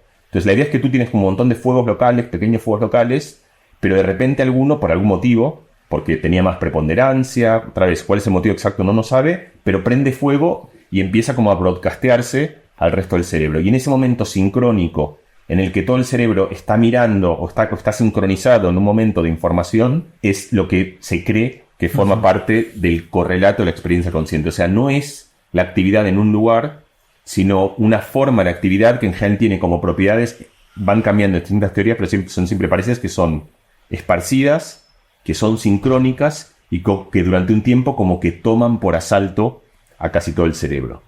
Entonces, esta idea es relevante, y para que eso pase hace falta algunas estructuras. Una muy importante es el tálamo, que es como una especie de router, ¿sabes? O sea, como en internet tú tienes unos hubs que para que todos estemos conectados hay algunos centros neurálgicos que son los que tienen la capacidad de conectarnos a todos nosotros. El cerebro también tiene esas estructuras, entonces la idea es cuando esas estructuras se apagan, entonces desaparece la conciencia. Y una de ellas muy importante es el tálamo, entonces que es una estructura que es como una especie de router que como que conecta toda la corteza cerebral. Y entonces en muchas situaciones donde la conciencia desaparece por anestesia, por sueño o por enfermedades, donde por ejemplo una persona tiene un accidente y queda en un coma sostenido, muchas veces lo que se ve es que lo que hay es no hay esta capacidad del cerebro de armar estos estados conectados, en gran medida porque lo que falta son esas estructuras que establecen como una especie de nexo para que el cerebro pueda conectarse. Entonces, eso es como una especie de huella digital de la conciencia. Y eso te sirve porque, por ejemplo, en algunas situaciones donde la conciencia justamente es un signo de pregunta, o sea, tú no sabes si... En realidad uno nunca sabe si la otra persona tiene conciencia o no, pero nosotros tenemos la impresión de que si tú me cuentas que eres consciente, yo te creo y haces cosas. Un perro no tiene como contarte que es consciente, pero uno igual, por eso ahí entra el terreno de la duda. Y podemos, una situación que es una situación muy dramática, pero muy importante también de la ética clínica, que es la gente que, como Hable con ella, la película de Almodóvar que protagonizaba a Leonor, la mujer de Jorge, y bueno, Leonor Watling, o sea, Jorge es la pareja de Leonor, para ser más precisos, pero tener el caso solo porque como lo trajimos antes, que es aquella gente que durante un tiempo está en una suerte de limbo, en el cual parecen no ser conscientes, pero ¿y qué tal si sí lo son? Y lo que han perdido es la capacidad de comunicar la conciencia, pero a lo mejor están sufriendo y están... Entonces, ahí tienes que tomar decisiones, los mantienes vivos, haces todo lo que puedan para en fin, o sea, hay preguntas como de la ética que son tremendamente complicadas, ¿no? Para uno mismo, o sea, yo me pregunto, si yo estuviese, a veces digo, si yo quería dejar un legado de si algún día estoy en esa situación, ¿qué van a hacer conmigo? Y por ejemplo, yo lo pensé y yo creo que es tan ambiguo todo y la perspectiva de pasarme 10 años sufriendo sin que nadie lo sepa me parece tan trágica que yo esto ahora te estoy contando algo que es como muy personal, digamos, y que no, yo prefiero que me apaguen, digamos, o sea, y eso sería, entonces yo como que he dejado a la gente que yo quiero y que me conoce, si algún día yo estoy así, estás en una situación en la cual realmente estáis en duda y todo hace parecer, he estado ya 3 meses así y parecería que estaré 20 años más, yo, y de vuelta a eso, esto es una opinión completamente personal, preferiría no persistir en ese limbo.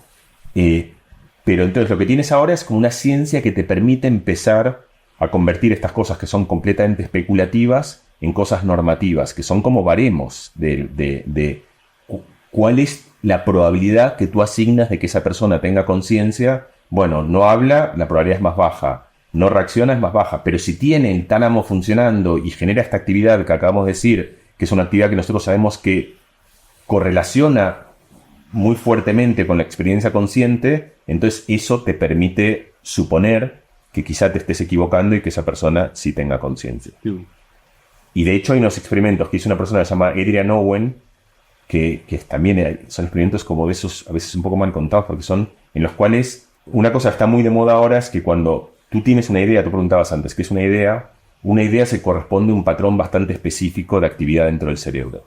Y hoy que tenemos buenas herramientas para descifrar la actividad cerebral, existen maneras de, con resolución bastante buena, saber qué es lo que una persona está pensando sin que te lo diga, solamente viendo su actividad cerebral.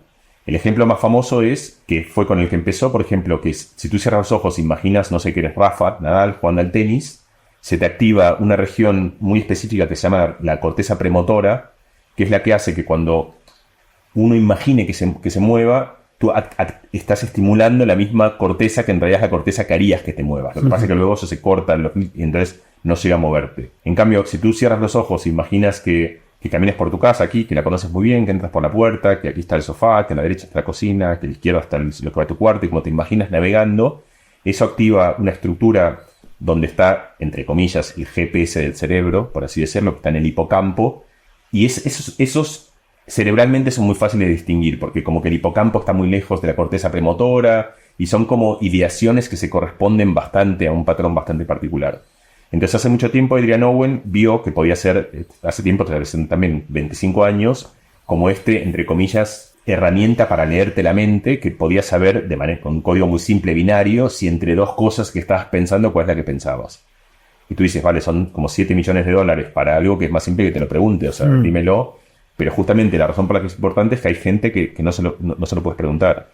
Y entonces hicieron este estudio con algunos pacientes vegetativos, que son estos pacientes, y en muy pocos de ellos, muy poquísimos, hicieron como una especie de dispositivo binario en el cual decían, si tú quieres decirme que sí, imagina que caminas por tu casa, y si quieres decirme que no, imagina que estás jugando al tenis. Y los escaneaban al mismo tiempo. Entonces le preguntaban primero, ¿calibras el lenguaje? No sé, ¿te llamas Enrique? Sí, vale. ¿Eres mujer? No, sí. ¿Tienes hijos? Sí, esas cosas que conocemos. Y entonces veo que estamos hablando el mismo idioma. Y una vez estamos hablando el mismo idioma, te puedo preguntar cosas. ¿La estás pasando mal? ¿Sufres? ¿Qué quieres? Entonces ahí tienes como un ejemplo para mí como en lo más trágico también de lo más bonito de esta ciencia, que es que aquello que decíamos antes de esa soledad, que hay un momento que no tienes cómo comunicarla, como que para mí es como que la neurociencia lo que te da es una herramienta de poder entender mejor a otra persona, en este caso una situación muy dramática en la que otra persona no tiene cómo expresarla. Y ahí ves como, para mí en el caso más concreto, que es el médico, o sea, el real, digamos, porque fuera de la especulación teórica de la filosofía, en un caso real en el que tienes que resolver por una persona que la está pasando probablemente mal, el que muchas veces decir estás consciente o no es tremendamente difícil y al final es una conjetura. O sea, lo que estás haciendo es tirando un dado cargado, ¿no? O sea, un dado que o sea, tienes alguna información, pero otra vez en una enorme niebla y confusión.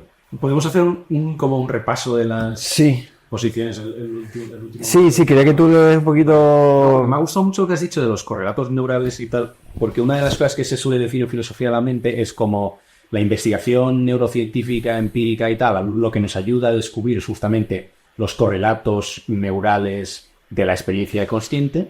Pero entonces la pregunta que queda es cuál es realmente la relación entre esas dos dimensiones, ¿no? ¿Qué parece? Pero incluso si nosotros llegásemos como a descubrir completamente ese mapa de los correlatos neurales, la pregunta filosófica que quedaría es, vale, pero ¿por qué todas esas cosas que suceden en el cerebro están acompañadas por esa experiencia consciente subjetiva, ¿no? Sí, o sea, para mí esa relación es mucho más tenue de lo que nos la cuentan en general en la ciencia. Y la razón para mí más contundente de eso, o sea, si nosotros realmente supiésemos que hay como, por ejemplo, la temperatura hoy sabemos, ¿no? Como que la agitación cinética de moléculas hace que un gas suba su temperatura. Y tú puedes manipular eso, o sea, puedes subir la temperatura de algo, o sea, como que la conciencia nosotros tenemos estas, por eso a mí me gusta llamarlo son como huellas digitales, son aquellas cosas, valen un sentido. Son aquellas cosas que cuando tienes conciencia entonces suelen pasar este tipo de cosas. Hay alguna mínima causalidad, hay algunos pocos experimentos en los que tú tienes una persona que está en estado vegetativo, le estimulas el tálamo y de repente toma conciencia. Entonces sería como el primer esbozo de que esa relación no es solo una correlación, sino que hay una cierta causalidad. Pero aún así, por ejemplo, nadie sabe, yo te hago a ti una pregunta, y te hago una pregunta que para mí la ciencia no tiene una respuesta. Para que haya conciencia, ¿hace falta un cerebro? Yo personalmente pienso que no, pero no te diría nunca que es una cuestión cerrada o que, o sea, yo diría que desde la filosofía es que a mí lo que me fascina de la filosofía de la mente es que hay un huevo de posiciones y todas tienen un montón de problemas, ¿no? Entonces es como quedan especulaciones y al final, bueno, ver si poco a poco podemos ir avanzando la ciencia y la filosofía de la mano a arrojar un poquito más de luz, pero para mí es una cuestión como súper abierta. Bueno, eso pienso exactamente igual que tú. O sea, yo pienso que no hemos descubierto nada de la ciencia que nos diga que hay algo particular de un cerebro, de la estructura de un cerebro, que haga que sea el único ente material capaz de producir la experiencia consciente. Hay alguna gente que te propone cosas como que hay unos microtúbulos cuánticos. A mí todo eso me parece de una liviandad, por decirlo de la manera más... y casi del orden empieza a acercarse un poco a una estafa, o sea, porque... Y además justamente hay un uso de lo cuántico en un lugar que lo cuántico no corresponde, porque son lugares donde estás a años luz de regiones de coherencia, o sea, digo, todos los fenómenos de interferencia cuánticas ocurren, ¿sabes? O sea, en escalas ínfimas, estás tomando un cerebro de miles, millones de neuronas, argumentando que unas estructuras a altísima temperatura, con altísima energía, de sistemas super interconectados, solo porque la metáfora de la cuántica es atractiva para explicar algo tan confuso como la conciencia. Entonces, como la cuántica es confusa y la conciencia es confusa, vale, pues deben tener algo que ver, porque son dos cosas que nos confunden supinamente, y a lo mejor la tengan, pero quiero decir, o sea, no hay ninguna demostración de que realmente haga falta un cerebro para eso. Entonces, yo no lo sé, o sea, y eso va a preguntas, justamente, son preguntas que hoy son relevantes también, no solo filosóficamente, sino prácticamente. O sea, ¿podremos hacer una máquina consciente o no? No lo sé. A mí me parece que las ideas que tenemos sobre los distintos modelos de conciencia, el de Tononi de complejidad, el de Dehaene del espacio de trabajo, el de los alemanes de la sincronicidad en el cerebro, las mezclas con todas esas, el de algunos ingleses que dicen que la conciencia que es muy bonita, que es como una especie de sistema que se reporta a sí mismo, ¿no? Que luego son todas teorías parecidas, pero son todas teorías que tienen algo tautológico, que es que asumen que el cerebro es el que produce la conciencia y se preguntan, bueno, ¿cómo la produce? Pero en una de ellas se produce por qué la conciencia se produce en el cerebro y en otro lugar. O sea, y al revés, si yo, por ejemplo, armo en una máquina, en una computadora, un espacio de trabajo, esa para mí es la clara demostración de que no son buenas teorías. O sea, yo puedo armar aquí en tu laptop algo que tenga las propiedades que te acabo de escribir, que es que cuando ve algo se lo reporta a ese sistema y ese sistema, y para mí eso no es consciente. Entonces, esa es una clara demostración de que las teorías que tenemos sobre la materialidad de la conciencia son insuficientes. Pero como al final son insuficientes todas las teorías científicas, quiero decir también, o sea, y también ahí hay otro lugar donde también para mí casi como epistémicamente es bueno aceptar eso, y de hecho hasta disfrutarlo, o sea, como sabes, es como cuando tú tienes un juego y lo terminas el juego, ya se te ha acabado, o sea, y mientras lo estás tratando, el puzzle, ¿no?, que lo terminas de armar. Entonces, eso nos pasa hoy en mucha ciencia, que la ciencia como que ha llegado a esos lugares donde uno dice, bueno, las preguntas ya son aburridas, porque como ya han pasado Einstein y Bohr y otros, o sea, y como que han resuelto el problema, y bueno, ahora nos pasa a nosotros, creo, como físicos, ¿sabes? Como que estamos en detalles. Bueno, aquí al revés, aquí tienes, o sea, aquí no están ni los Einstein, ni los Bohr, ni ninguno de ellos, y realmente no entendemos nada. O sea, y a mí me parece que justamente ese ejercicio, en vez de avergonzante, hay algo estimulante. Por eso hay filosofía, por eso hay científicos hablando con filósofos, y hacemos lo que podemos. O sea, y lo que podemos otra vez no está mal, porque nos permite que, por ejemplo, tú te operes sin dolor, porque hemos descubierto fármacos que permiten apagarte la conciencia. Vale, buenísimo. Y nos permiten, más que eso, como decíamos antes, en situaciones médicas delicadas, poder informar a un clínico, a una familia, algo que es mejor que la aproximación que teníamos antes. Pero todo eso a sabiendas de que tenemos teorías que son, no sé, como la de los griegos antiguos cuando miraban el cielo. O sea, estamos viéndolo muy, muy, muy, muy de lejos, ¿no? Y yo, por lo menos, eso a mí me genera, es cierto, como una dosis de angustia, porque además hay algo. O sea, esto en última instancia toca con preguntas que yo también personalmente me hago. O sea, el otro día veía una entrevista, a mí me gusta mucho el ajedrez. Y ahora el ajedrez hindú, o sea, los indios son como los que antes eran los soviéticos, ahora son los hindús. Y entrevistaban a un tío que se llama Vidit, que es como el día del 15 del mundo, buenísimo. Además es un tío que toca la guitarra, muy luminoso. O sea, aquí la pasaría genial con él. Y entonces le preguntaban con un detector de mentiras en uno de estos shows que hacen como que le preguntan cosas así. Y una vez le preguntaba si creía en la vida después, en la reencarnación, ¿no? Es un tío, Juan ajedrez, racional. Y el tipo que, por supuesto, soy hindú, ¿qué quieres que? O sea, como, o sea... Y yo me quedé como... Yo lo escucho eso, ¿no? Y como digo, o sea, es un tío muy listo, sensible, y que tiene una filosofía en la que ha crecido y que...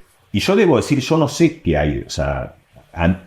Si yo tuviese que apostar dinero, diría que una vez que mi cerebro se ha convertido en materia difundida, que se han comido gusanos y que se ha esparcida por la tierra, que lo que yo reconozco como mi experiencia consciente se desvanece.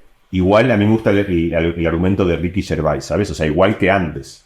O sea, yo no tengo ningún recuerdo mental de lo que pasaba en la época ni de los griegos, ni de la Guerra Civil Española, no pasa nada. Estaré un tiempo, que es el tiempo que mi cerebro produzca esta ilusión, y en el momento que mi cerebro se termine, pero a lo mejor no. O sea, no me siento, no tengo un que conocemos, y a lo mejor tiene razón el otro, y nos encontraremos ahí, y ¿sabes?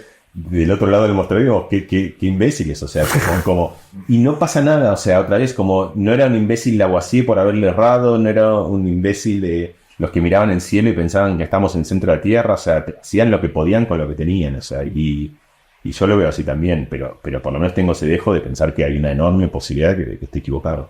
Pues, ¿te parece que si te hago una batería en plan rápida de las principales posiciones? ¿Tenemos tu reacción? Sí. Mira, la más clásica es lo que se llama la teoría de la identidad, ¿vale? Entonces es la idea de que entre correlatos neurales y experiencia subjetiva realmente no son dos cosas distintas que están correlacionadas, sino que es lo mismo. ¿Vale? Es decir, que lo que pasa en el cerebro, eso es la experiencia subjetiva, como por ejemplo el dolor. Sí. El dolor es, o lo que tú explicabas que hace el cerebro de pasar la información, llevar a otro, eso es la experiencia consciente. Creo que es una buena, o sea, me parece bastante plausible. Creo que se está olvidando el cuerpo. O sea, el dolor no ocurre en el cerebro, sino que ocurre también en la piel y literalmente, o sea, ocurre en terminales. O sea, es decir, salir también de esta idea de que toda la experiencia mental ocurre únicamente en el centro de la cabeza. Cada vez vemos más que hay cambios, primero que hay terminales nerviosos por todos lados, el estómago y por todos lados.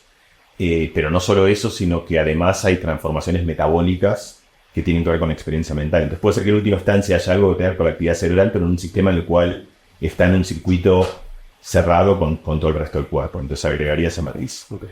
Entonces luego como la opuesta es la idea de que, a ver, no hay identidad aunque haya correlación. ¿Sí? Es decir, como tú decías antes, por ejemplo, si el cerebro hace cosas que producen la experiencia consciente, pero uno no puede identificar lo que el cerebro o lo que el cuerpo hace con la experiencia consciente. Eso se suele llamar dualismo de propiedades, por ejemplo. Sí, es que también está bien, ahí tienes el problema. A veces es como cuando le preguntan a que dice, ¿cómo está la psicología últimamente? Y me dice, como dice, resume una palabra, dice, lo dice en inglés, aquí dice good. Dice, no, bueno, pero es demasiado sintético. Resúmanlo en 2 palabras. Not good. Y entonces, o sea, ¿sabes? O sea, es como que hay algo de... O sea, miopía es corta, te diría que también, o sea, es bastante plausible. O sea, por eso están peleando las dos. O sea, sí, creo que también tiene asidero. Luego hay una muy radical, que es que la conciencia no existe. Es el eliminativismo. Bueno, también la hemos visto, ¿no? O sea, yo la matizaría. O sea, no diría que no existe...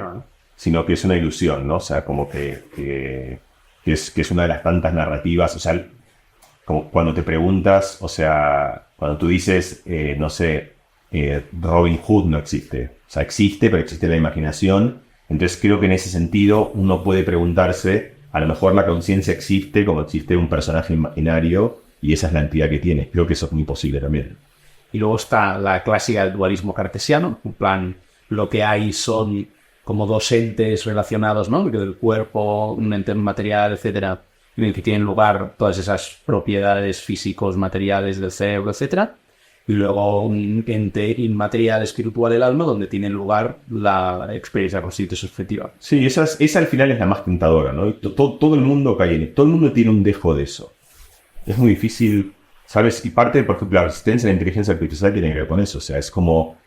Tú no puedes hacer con pura materia algo que seamos nosotros. O sea, en última instancia, la resistencia tribal de la humanidad, un poco como Belix, ¿sabes? La resistencia gala, que nos sale a todos, un poco más, un poco menos, viene de un dejo dualista que creo que todos tenemos. Tú no puedes con materia hacernos a nosotros. O sea, ese algo más es en última instancia el alma. Lo llamas como quieras. A mí el matiz que daría eso, que me gusta como idea también, es que a lo mejor el alma no es otro sustrato, o sea, sino que es parte del mismo sustrato que no conocemos. O sea, así como hemos ido encontrando que hay una materia oscura y una energía oscura que es necesaria para explicar cosas tan básicas como si el universo se expande más o menos, que puede ser que tengamos que invocar a otras partículas de Dios, partículas del alma, y más que, o sea, el bosón del alma, ¿no? Falta ese, habrá que ir al ser. Hay que ampliar. Encontrar el bosón del alma, y puede ser que haya una partícula que se nos escapa y que sea necesario para explicar algo tan intrincado. Eso puede ser, pero lo que a mí sí me parece es que es interesante mirar que esto ya ha pasado. Ha pasado con la vida, ha pasado con el lenguaje, ha pasado con muchas situaciones, con el calor, muchas veces que hemos pensado que había algo tan inexplicable que necesitaba de otro sustrato para explicarse, y luego hemos visto que en realidad con las mismas piezas que teníamos se encajaba. Esto no quiere decir que, es decir, lógicamente extrapolar a que en ergo queda demostrado no es así, pero por lo menos sí abrirnos a esa posibilidad de que puede ser de que simplemente lo que tenemos es, no necesitamos otro sustrato, sino entender mejor el sustrato del que estamos hechos. Luego está la que te hizo gracia a ti. Sí. Es una que está tomando bastante fuerza también, que es el idealismo. Y es la idea de que lo que es aparente e ilusorio es lo físico. Y que en realidad el sustrato de todas las cosas es conciencia. ¿Sí? Entonces que nosotros lo que... porque al final el idealista hace una cosa que es muy interesante, se da cuenta, me parece a mí, que en dato primario, creo que esto lo decías antes, en dato primario nuestro siempre es la conciencia. Bueno, sí. Nosotros no nos aparece en la consciencia la materia del materialismo, porque la materia del materialismo está completamente desprovista de cualidades subjetivas, ¿sí?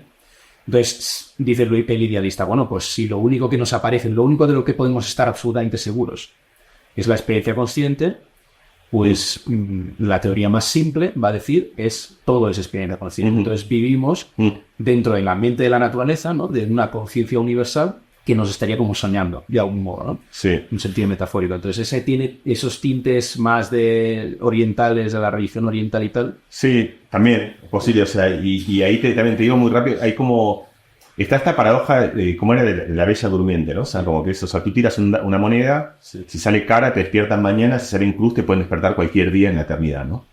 Entonces, tú te tiras a dormir y te despiertan, ¿no? La pregunta es cuándo te han despertado. Si tú lo piensas de la perspectiva de la moneda, dices como que hay un 50% que es el primer día, pero de la perspectiva de toda tu experiencia es como que justo que me hayan despertado entre todos los días posibles. Entonces la gente cuando usa eso, la extrapolación larga de eso es como si somos una simulación o no, ¿sabes? O sea, porque simplemente en el espacio de los universos posibles, el que haya un universo es una única instanciación de eso, de esa moneda que alguien tiró, y que todo esto sea una simulación tiene, o sea, como hay tantas simulaciones como puedes querer, que es como una especie de extensión de lo que Crick y esos pensaban que era como la panspermia dirigida, ¿sabes? Como que es muy difícil que todo haya empezado aquí de la manera que lo pensamos. Y entonces, ahí me parece que exageras aún más esta idea de que al final, o sea, es todo un sueño. ¿No? Ni siquiera es que es todo conciencia y que estamos teniendo conciencia el resto, sino que la vida es sueño, ¿no? O sea, que todo es sueño. A mí una cosa que me parece, para cerrar como importante es, porque justamente todas estas teorías son posibles, ¿no? Entonces, y hemos dicho, puede ser que haya libre albedrío, puede ser que no, puede ser como... Para mí una cosa como que es interesante es que igual, ¿qué haces con eso, no? Porque una cosa es lo que uno piensa y otra cosa es lo que uno hace. Y yo creo que son dos cosas bien distintas. Para mí el ejemplo claro es el libre albedrío. Yo no sé si hay libre albedrío o no, pero creo que hay que vivir como si lo hubiese. Porque si tú piensas que no hay libre albedrío, entonces nada, no hay culpa, no hay nada, yo voy, mato a uno, no pasa nada, entonces, y la vida es una mierda. Entonces, por eso me parece que una cosa es cómo uno piensa que son las cosas, y otra cosa es tú vives la vida de acuerdo a una idea que es aquella idea que es luego a ti te parece que es más virtuosa, por así decirlo, o sea, en el sentido griego de vuelta. Entonces, yo creo que todas estas teorías que hemos dicho son todas posibles, pero yo luego termino eligiendo alguna que no es la que creo que sea correcta, sino la que creo que hace que está más de acuerdo en última instancia con lo que yo creo que es como un ejercicio más virtuoso del tiempo que estamos aquí dando vueltas. Y todas esas en última instancia tienen que ver con que pensar que uno tiene alguna responsabilidad y con que en última instancia hay alguien que es uno que tiene algún asidero en las cosas que pasan en el universo. Porque si tú sueltas completamente eso, entonces volvemos otra vez a un lugar en el cual no hay necesariamente no hay responsabilidad, no hay, o sea, es un vale todo, que no creo que sea la mejor manera de vivirlo.